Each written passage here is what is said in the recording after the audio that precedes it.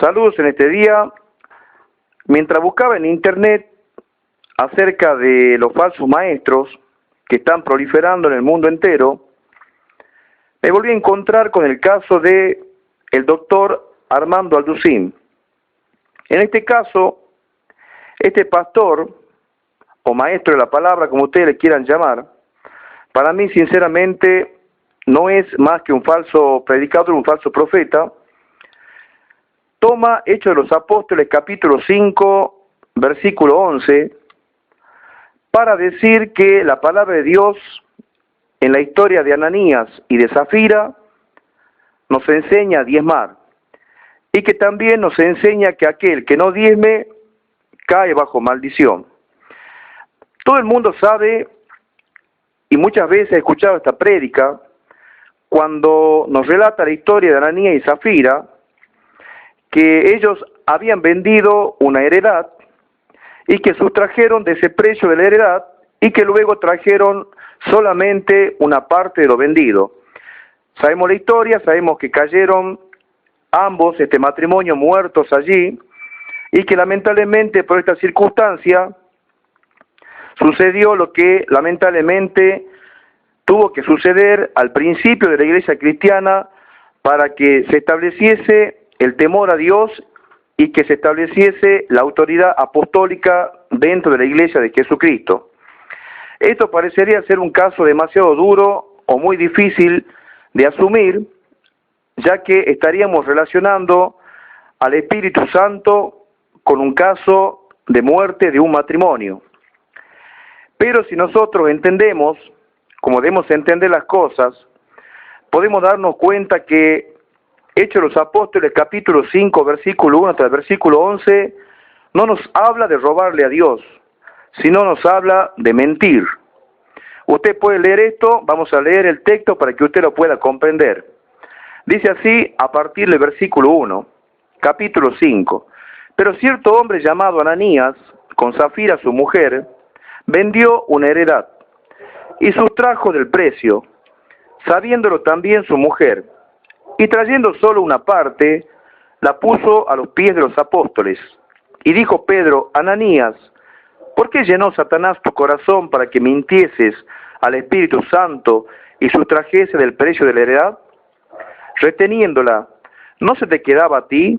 Y vendida, ¿no estaba en tu poder? ¿Por qué pusiste esto en tu corazón? No has mentido a los hombres, sino a Dios.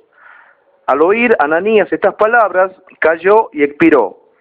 Y vino un gran temor sobre todos los que oyeron. Y levantándose los jóvenes, lo envolvieron y sacándolo, lo sepultaron. Pasado un lapso como de 3 horas, sucedió que entró su mujer, no sabiendo lo que había acontecido. Entonces Pedro le dijo: Dime, ¿vendisteis en tanto la heredad? Y ella dijo: Sí, en tanto. Y Pedro le dijo: ¿por qué convinisteis en tentar al Espíritu del Señor? He aquí a la puerta los pies de los que han sepultado a tu marido, y te sacarán a ti. Al instante ella cayó a los pies de él y expiró. Y cuando entraron los jóvenes, la hallaron muerta, y la sacaron y la sepultaron junto a su marido. Y vino gran temor sobre toda la iglesia y sobre todos los que oyeron estas cosas. Bueno, acá Armando Alducín, es una enseñanza que yo le voy a poner en este mismo video. Después de que yo termine de hablar, usted podrá escuchar la enseñanza de Alducín a continuación. Les dice que Ananías y Zafira se pusieron de acuerdo a darle a Dios el diezmo. Yo acabo de leerle a usted a partir del versículo 1 hasta el versículo 11, y en ninguna parte nombra la palabra diezmo. Y en ninguna parte dice de que se pusieron de acuerdo a quedarse con ese diezmo. Primera mentira de este falso maestro.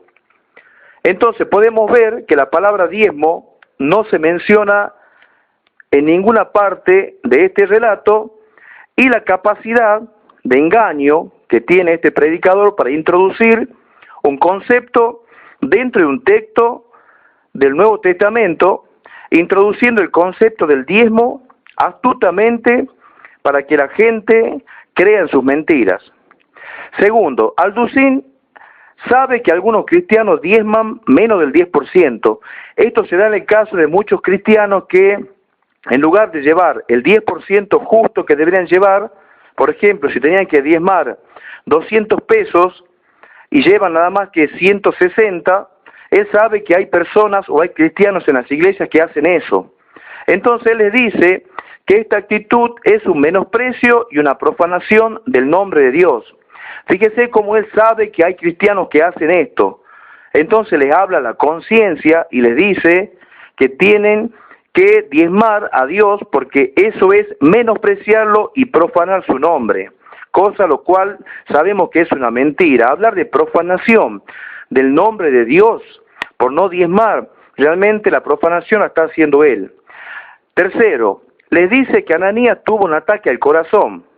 Y esto a mí ya me parece un poco ridículo porque ya no sé cómo llamar, no sé cómo decir, cómo calificar este tipo de enseñanza. ¿Dónde dice a partir del versículo 1 hasta el versículo 11 del capítulo 5 de Hechos de los Apóstoles que Ananías tuvo un ataque al corazón? No sé si reírme o llorar con lo que estoy diciendo. Eso lo dijo él, usted lo va a ver más adelante. Siga viendo el video que yo lo voy a poner más adelante, más que nada el relato de la enseñanza que él da, y usted va a ver lo que dice. Él dice que Ananías tuvo un ataque al corazón, cuando acá la Biblia no dice jamás de que Ananías tuvo un ataque al corazón. ¿Se da cuenta? Entonces usted tiene que leer la palabra de Dios y tratar de interpretar lo que dice la palabra de Dios y no lo que él trata de introducirle o añadirle. ¿Cuál es el objetivo de todo esto? El objetivo de todo esto es que el creyente que esté escuchando su enseñanza tenga miedo a que le dé un ataque al corazón por no diezmar. Mire qué hermosa enseñanza que está dando este predicador. Yo voy a volver de la iglesia después de una enseñanza como la que él da, y en vez de venir con paz en mi corazón, con seguridad, con esa fuerza de Dios en mi vida, de saber que Dios me da vida, voy a volver con miedo, porque yo no he diezmado, a que hoy, esta noche o mañana o pasado voy a tener un ataque al corazón. ¿Qué opina usted? Cuarto, les dice que Dios hizo un juicio de muerte sobre Ananías y Zafira por el cuestión de los diezmos. Acá no dice eso. Lea Hechos de los Apóstoles, capítulo 5, versículo 1 al versículo 11. Alducín les dice que Dios hizo un juicio de muerte, juzgó a este matrimonio y que murieron porque ellos le mintieron a Dios, porque no diezmaron. Esto no es así, léalo y se va a dar cuenta de lo que le estoy diciendo. Y también para exagerar, porque él exagera esto, le dice que robarle a Dios es gravísimo. Pero acá vemos nosotros que Ananías y Zafira no le están robando a Dios, sino que le están mintiendo a Dios. Usted lea el versículo 4 del capítulo 5, de Hechos de los Apóstoles, vea lo que dice Pedro. Ananías y Zafira dice, no has mentido a los hombres, sino a Dios. Le habla de mentira, no de robo. Séptimo, utiliza Malaquías 1:14 para causar miedo a los creyentes por engañar a Dios. Les dice que si no diezman quedarán atados, obstaculizados en sus vidas, débiles y sin resistencia. Y si usted va a Malaquías 1:14, veremos de que allí habla de los machos del rebaño, o sea, de animales, en cuanto a quedarse o entregar un sacrificio de un animal con defecto. No habla del diezmo, pero él utiliza Malaquías 1:14 para causarle miedo a las personas. Les dice que si engañan a Dios, no dando el diezmo, están bajo maldición. Mire qué linda convicción con la que uno se puede ir de la iglesia, que si no diezmó, y va conversando la esposa con el marido, y le dice el marido, ¿sabes qué? Hoy después de esta prédica me voy mal porque me he dado cuenta que estoy bajo maldición. Qué linda enseñanza. ¿Qué opina usted? Que usted vaya esta noche a la reunión, y después usted salga de la reunión sabiendo que usted y su marido, o usted y su esposa están bajo maldición. ¿Qué opina usted de esto? Les dice que le va a comenzar a ir mal en el trabajo, les dice que le va a comenzar a ir mal en la familia, y les dice que le va a comenzar a ir mal en las relaciones sociales. Y también, a través de un simbolismo, les dice que hay una pared que detiene las bendiciones de Dios para aquellos que no diezman. Esto realmente es durísimo lo que enseña este hombre, difícil de asumir, y realmente es una enseñanza satánica y diabólica. Les dice que si le roban a Dios, estas maldiciones vendrán a sus vidas. O sea que les provoca el miedo a Dios más que el amor a Dios. Y esta es una de las armas preferidas de los falsos maestros, causar miedo de Dios. En cambio, la verdadera doctrina nos enseña de la misericordia y el amor de Dios por nosotros, y la misericordia y el amor de Dios que Cristo tuvo por nuestras vidas. Y esa misericordia y ese amor de Dios, a través de Jesucristo, nos enseña que también nosotros debemos amar a Dios. Vamos con el siguiente punto. Les dice que no diezmar es de avaros. ¿Se da cuenta de que estoy diciendo? Le está diciendo, si usted no diezma, es un avaro. Les dice también que comiencen a diezmar. Ahí ya prácticamente ya lo está convenciendo, ya les dijo las consecuencias y ahora está apelando a la conciencia de ellos para que ellos a partir de ese momento tomen la decisión adentro de su conciencia de decir, no, tiene razón el pastor Alducín, vamos a comenzar a diezmar. Yo no quiero volver a mi casa y que me comience a ir mal con mi familia y tener una pareja que le tenga las bendiciones, que me comience a ir mal en el trabajo. Y ahí comienza ya prácticamente a convencerlos. También el otro punto, les dice que también los pobres deben diezmar y que deben dar de lo poco que tengan. Ahí está enseñando algo que la Biblia realmente no enseña, porque el diezmo debe ser compartido con los pobres. Y realmente los pobres deben estar exentos de esta situación. Pero acá les dice que tienen que dar de lo poco que tengan. O sea que acá en la iglesia de él no se salva absolutamente nadie. El diezmo del Antiguo Testamento era para compartir con el que no tenía, pero él acá les dice que a aquella persona que no tiene, al pobre, también tiene que dar lo poco que tenga. Qué hermosa enseñanza que le está dando. Realmente esto es una hipocresía grandísima en cuanto a una enseñanza absurda, diabólica y satánica. Vamos a ver primera de Crónicas 29, 11, 14, les dice él. Entonces allí les dice que todo lo que hay en el mundo es de Dios. Y por lo tanto hay que darle a entender, le dice que el diezmo no les pertenece a ellos, sino que les pertenece a Dios. Claro, él le lee primera de Crónicas 29, 11, 14, donde nos cuenta que todo lo que hay en este mundo le pertenece a Dios. Y le enseña solamente una parte del Antiguo Testamento, cuando no les enseña absolutamente nada del Nuevo Testamento, cuando por ejemplo le dice el padre al hijo que estaba con él, usted recuerda la historia del hijo que se había ido, que se había retirado, que le había pedido la heredad a su padre, y que después de un tiempo volvió arrepentido. Bueno, el padre le dice al hijo mayor, todo lo que yo tengo es tuyo. O sea, esto no le enseña Alducín.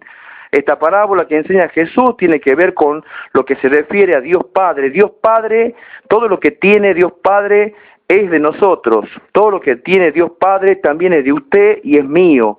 Pero acá Armando Alducín le enseña que todo lo que tiene Dios Padre es solamente de Dios. Entonces, con esto le está diciendo que ellos tienen que devolverle a Dios el 10% que le corresponde. Quiero que usted vea esto, más que nada que escuche esto, y que después juzgue lo que le estoy diciendo para que se dé cuenta cómo estos falsos maestros engañan a la gente introduciendo en el Nuevo Testamento el concepto del diezmo, donde realmente en el Nuevo Testamento no se enseña a diezmar, porque esto corresponde a la ley del monte Sinaí. Que Dios le bendiga. Hasta el próximo video. Escuche ahora lo que yo le voy a poner un poco más adelante. En el Nuevo Testamento, el primer juicio que cayó de Dios sobre la iglesia fue en Hechos capítulo 5, con una pareja, un matrimonio llamado Ananías y Zafira. Y es increíble que estos hombres no adulteraron, no eran fornicarios, no eran borrachos, parranderos ni jugadores, no eran drogadictos ni alcohólicos, pero ellos vendieron un terreno. Y entonces entre ellos se pusieron de acuerdo en darle a Dios el diezmo. Pero cuando fueron a cobrar el dinero del terreno que vendieron, vieron que era 1,000,000 de pesos el terreno que vendieron, y en ese momento que lo tuvieron el dinero en la mano, dijeron, no, aquí no le podemos dar 100,000 pesos al Señor. Es mucho dinero. Con 50,000 que le demos, nos limpiamos la conciencia, y entonces comenzaron a perder el temor de Dios. Y cuando se acercaron a los apóstoles, le dijeron a Pedro, Pedro, vendimos una heredad, un terrenito allá por la colonia Tlalnepantla, y aquí viene el dinero. Y en ese momento Pedro, con una facultad espiritual que se llama la palabra de conocimiento, con el discernimiento espiritual que el Espíritu Santo le dio, el Espíritu Santo le reveló a Pedro que esa pareja le estaba robando a Dios. Y Pedro le dijo, ¿por qué le mienten al Espíritu Santo? Mejor no hubieran vendido nada, o mejor no hubieran dicho voy a dar el diezmo, pero no digas que estás dando el diezmo cuando lo que estás dando no es el diezmo, porque estás menospreciando y profanando el nombre de Dios. Y en ese momento Ananías cayó fulminado con un ataque al corazón. Ahí quedó muerto instantáneamente. Al ratito llegó su esposa, Zafira, y lo mismo, volvió a mentir, y los dos los enterraron. Y cuando la iglesia vio, dice en Hechos 5, que esta muerte había sucedido de una forma fulminante a esta pareja, el temor de Dios vino sobre toda la congregación. ¿Cómo es posible que Dios haya hecho un juicio tan grande con una pareja en cuestión de los diezmos? Porque los pensamientos de Dios no son nuestros pensamientos. Y para los pecados que nosotros creemos que son graves, para Dios tal vez no son tan graves como para nosotros. Y lo que son graves para Dios, para nosotros tal vez puedan pasar como no muy graves. Pero para Dios es gravísimo el que le robemos. Gravísimo. ¿Por qué? Porque dice aquí en el versículo 14, maldito el que engaña. Por favor, escriban lo que significa la palabra maldecir o maldito en el hebreo. Es la palabra hebrea arar, A-R-A-R, arar, como si fuera arar el campo. Escuchen lo que significa la palabra arar. Significa quedar atado.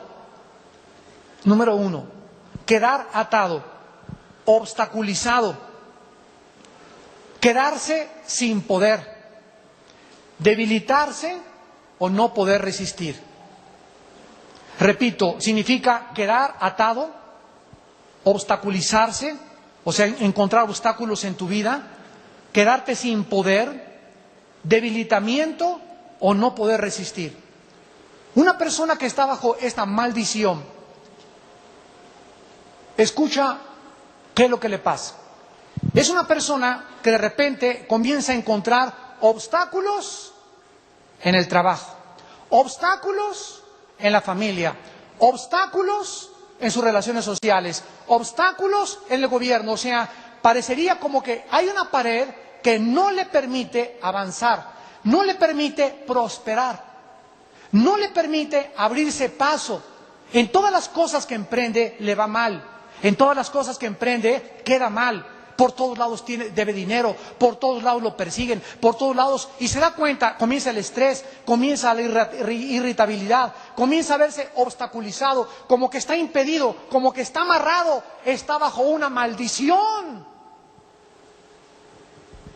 Y estas maldiciones vienen a la vida cuando le robamos a Dios. Podemos burlarnos de Dios. Y es las personas, como dicen en mi tierra, que son esas personas que muchas veces, pues nomás me alcanza para un trajecito y la camiseta quiere que diezme, hermano. Te encuentras en esa condición por tu avaricia. Dios, comience usted a diezmar, porque joven fui envejecido y no he visto un cristiano mendigando ni pidiendo prestado. Entonces, aún los mismos pobres no pueden salir de eso porque tienen esa excusa. Es que como que esta pesos, dele los 3 pesos a Dios, o dele a Dios, sea fiel en lo poco para que Dios le dé más. Pero si tú nunca has sido fiel en lo que esperas que Dios te ponga sobre más. Y este es otro de los resultados que existen precisamente en la ingratitud. En Primera de Crónicas 29. Primera de Crónicas 29, versículo 11 al 14. Me encanta esta oración de David. Y dice Primera de Crónicas 29, del 11 al 14, tuya es, oh Jehová, la magnificencia y el poder, la gloria, la victoria y el honor. Porque todas las cosas que están en los cielos y en la tierra son tuyas. Tuyo, oh Jehová, es el reino, y tú eres excelso sobre todos. Las riquezas, escuchen, y la gloria, y tú dominas sobre todo, y en tu mano el hacer grande y el dar poder a todos. ¿Quién puso a nuestro nuevo presidente de la República? Dios. ¿Quién puso a Fidel Castro? ¿Quién permitió que Hitler subiera al poder? Ahora la pregunta relevante es ¿por qué permitiste a estos dictadores o estas personas no gratas, etcétera, etcétera? Apuesta también. Muchas veces Dios permite que tomen el poder ciertas personas para poder fustigar y castigar a otras naciones. Cuando estudias profundamente el Antiguo Testamento, descubres la vida de Dios.